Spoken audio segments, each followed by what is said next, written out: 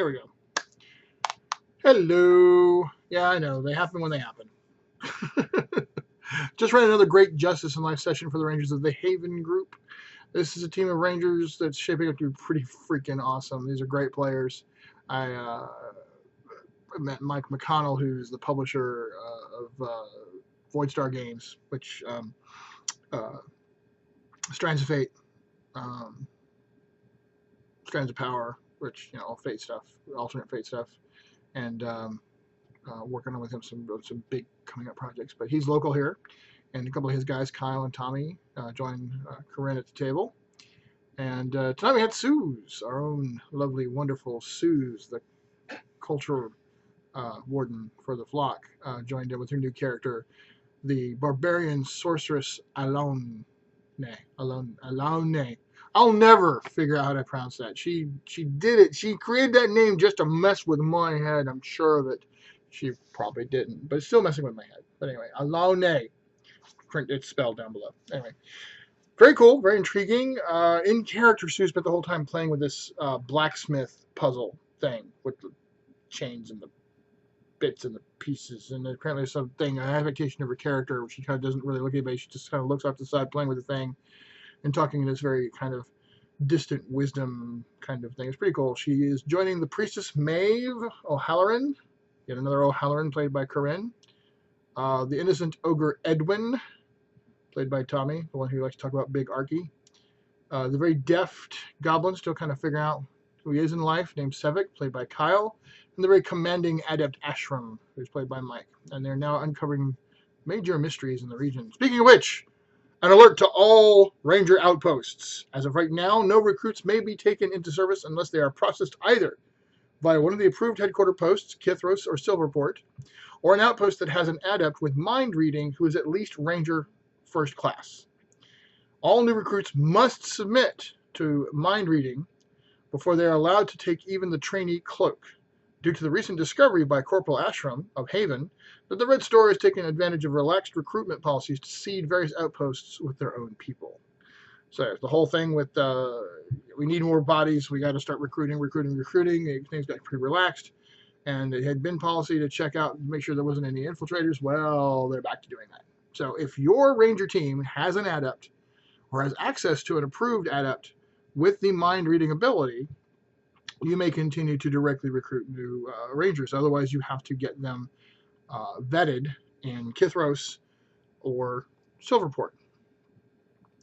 All right, in case you missed it, I have asked for some serious feedback on what you want to see in Guidebook 1, Magic and Cosmology. Check out the link below in the forums to post your ideas, requests, what have you. I also completed a significant revision to the Day in the Life rules. Lee is working on the revising the official document. Once we get that uploaded, I will send a note out to everybody who purchased it, well, as long as you made sure that I can contact you, to let you know that a revised version exists that you can download for free. The revision is free. It's just I realized there's some things I needed to change. The big deal in that is that now the maximum penalty for any core trait roll, and the core trait roll basically represents the final roll that determines how many successes or whether you fail on that particular round of activity, is -6. No matter how many stacked bonuses from all the different cards. I clarified how the various consequences and opportunities cards are done. Cleaned a lot of that up, but the maximum penalty, no matter how much it stacks up, is -6. The maximum bonus is +6.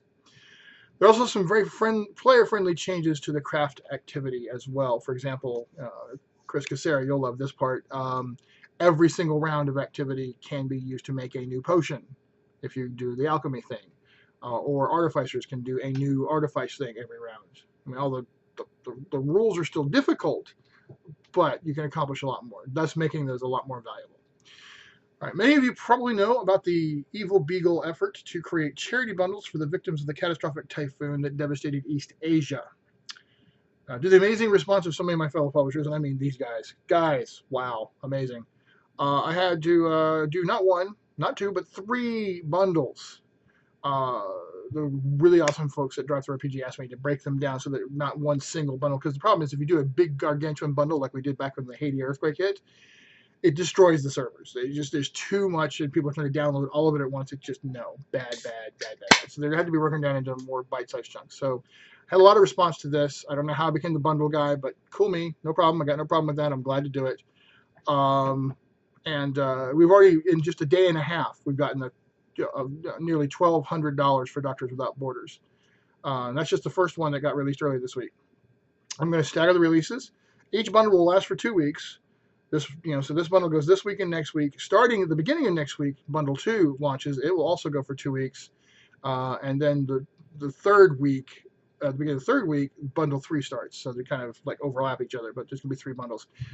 We'll see if they need to do more after that. But Doctors Without Borders, amazing people. They're on the ground already. The death toll is, can't put my head around it. It's just impossible.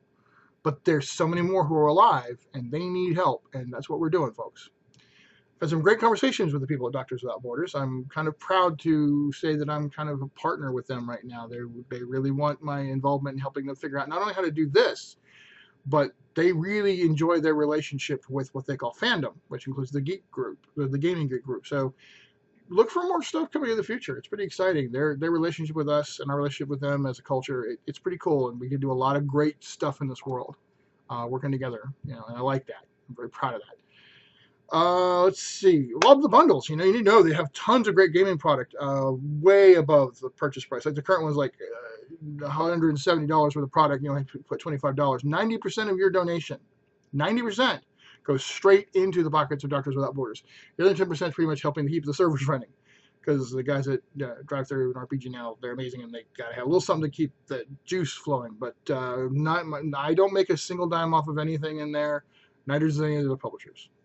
Bundle link down below. We're off to Mace this weekend. That pretty lady back there and I. We're looking forward to seeing many of you there and running Shine Tour for you. I am also looking forward to hanging out and getting into a lot of mischief with the Savage Worlds crew, including my brother Shano. All right, you know what? Peace out. Click the clicky hat.